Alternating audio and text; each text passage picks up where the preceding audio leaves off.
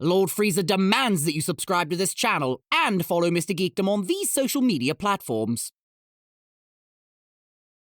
You know, the last few episodes of Super have given us a lot of variety. We had this big epic moment when they summoned the dragon, and then we had that really funny episode with Monaka fighting Goku, and last week on Super we had that really heartwarming and touching Goku and Pan episode, which is so damn adorable, it's just, I can't even handle it.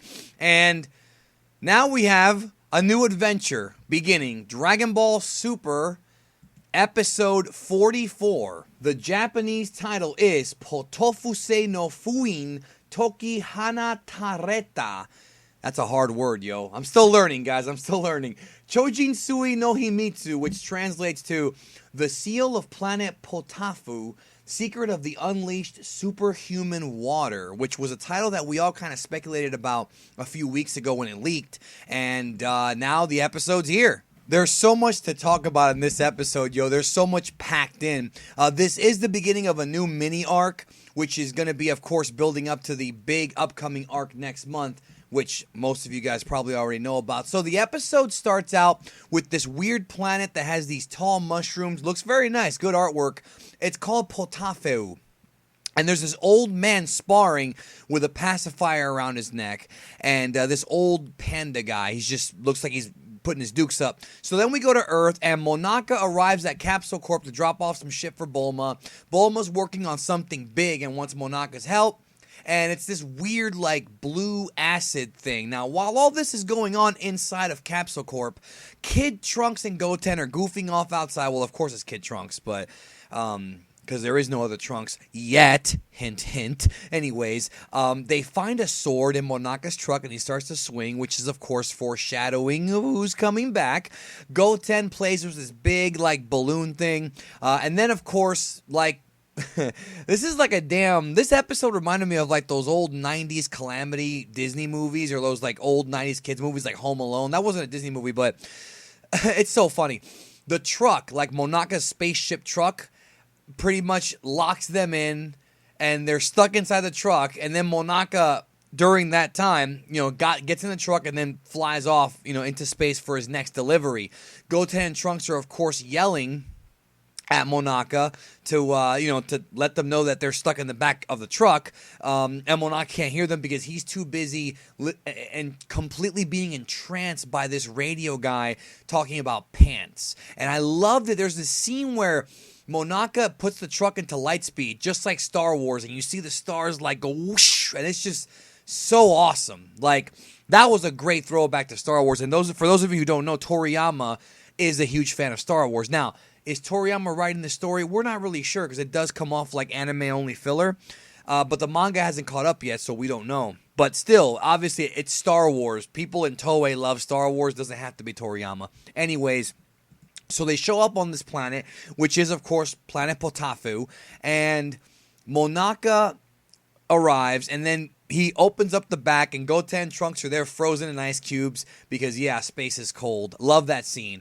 The guy with the pacifier shows up and runs into Monaka, and we find out that Monaka is delivering a tape so that he can learn martial arts. So then these big green mutant-looking guys show up that remind me of this, like, kind of cross between, like, the sewer sharks and, like, I don't even know. You have to see the episode if you haven't seen it. If you have, you know what I'm talking about.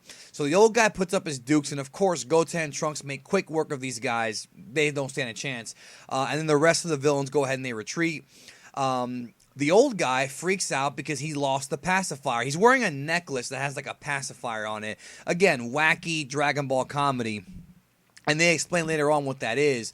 Then, of course, actually not later on, right here, what happens is he freaks out that the pacifier's gone. One of the villains, the green guys or whatever, I'm going to call them the green guys for now, they have it. Then we find out that inside that pacifier is the power of an entire planet. That's freaky shit. So Goten and Trunks, of course, aren't afraid, but Monaka got captured. So he's getting exposed, but of course Goku's not there, so it doesn't matter. Then they go to the villain's lair, and of course, like all great wacky stories, the pacifier fell into the wrong hands. We find out that there is a secret superhuman water which is the power inside the pacifier that can multiply someone's power hundreds of times, which reminds me of the Piccolo arc of Dragon Ball. And I'm wondering if this water being introduced into the series, or into Super at least, is going to be a way for them to kind of have somebody quickly catch up to Goku and Vegeta. I'm wondering about that. So anyways, good stuff. I'm interested. They got me interested so far. So then we go back to Earth, and Bulma tells Vegeta about what happened to Trunks, and she sees it on the security camera, how they got trapped inside of the truck. I love the Vegeta-Bulma moments. I'm going to be honest with you guys.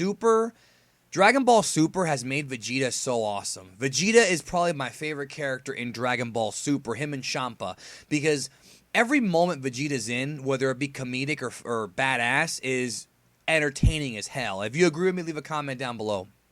Let me know what you think about Vegeta and Super. So, Jocko's there for some reason, because I guess he likes to hang out on his off days there. Who knows? But I'm going to rewatch the episode later this week and maybe see if something is explained. And pretty much, Jocko, what happens is that Jocko's been pursuing this criminal called Guriru, or Grill. And he's, of course, the leader of the green guys who are trying to get that water on planet Potaufeu, but Jocko does not know that guy's on Potaufeu, and as a result, the idea is that Vegeta has to go find Monaka to save Goten Trunks and bring them back to Earth before Monaka. They don't know what's going on, but they're worried about losing their kid. So, of course, Vegeta offers to go ahead and do it. Jocko doesn't want to, so Bulma pretty much shows him this picture that Jocko did where he drew, like, mustaches and, like, turds all over the Galactic King. This was funny as fuck. And he's like, if you don't go, I'll show him this picture. He drew like shit on him, dude. Like remember the pink shit from Resurrection F that Whis stepped in? Like that kind of shit. Awesome. Just love. Guys, the writing on these like slice of life episodes is so much fun. If you agree, leave a comment down below. Because I'll be honest, the slice of life episodes in many ways are better in some ways than the actual like fighting ones. I love Dragon Ball action, but slice of life is so much fun. So Vegeta and Jocko set off together. I can't wait for this adventure because Vegeta and Jocko together is amazing. And also, let me know down below as well. Comment, do you want to see a Galactic Patrol series? I want to see Jocko and the Galactic Patrol going after criminals. I want to see a whole series with just that guy. I did a video with Rhyme Style a while back about spin-offs. I want to see that as a spin-off. It must happen. Toei, make it happen. So anyways, what's going on is Bulma calls Chi-Chi with the bad news, and Chi-Chi's like, oh, well, Goku's not here. He's training with Kai. So Goku's training with Kaio to get his body rebalanced, and it's working so far. And what's interesting, and this is 100% credit to Herms. Shout out to Herms. I did not pick up on this till he translated it. There's a very interesting line here, guys, where we find out that Kaio asked Goku, go train with Beerus and Whis, but he says that Whis has gone somewhere, so he can't go. I wonder where Whis went. This is interesting to me. Will this go? Is it just a dumb line, or will this actually lead to something? We'll find out. So we cut back to planet Potaufeu. Goten and Trunks are being chased by the enemies, and then boom, Vegeta shows up, epic as fuck, saving his son. Again, Vegeta is the highlight of Dragon Ball Super for me. He is awesome, awesome Vegeta stuff. So awesome. Then Jocko sees Grill and freaks out. Vegeta goes in there and regulates on these motherfuckers, It's a beautiful fucking thing we see here. Then, all of Grill's men are pretty much wiped out. They're these weird, like, purple things, these purple ooze things. So Vegeta, of course, confronts Grill, and Grill does this thing where he basically fires this purple sludge that's like that he can control telekinetically, and it captures Vegeta and just, like, whips him around and spits him out, and then the purple sludge molds and creates an evil red-eyed purple Vegeta. And that, my friends, is Copy Vegeta, the one that we had heard about a few weeks ago when these episode titles leaked. So now we know the origin. Copy Vegeta is there, and that's where the episode ends. Next week, can't wait for next week, guys. Gotenks is going to be fighting not just Gotenks, Super Gotenks 3. We have not seen Gotenks at full power since when? SS3 returns to Dragon Ball Super. I'm excited to see it. I want to see Ghost Kamikaze attacks. And also next week on Super, Jaco looks like he's all beat up, and Goku returns and squares off with Copy Vegeta.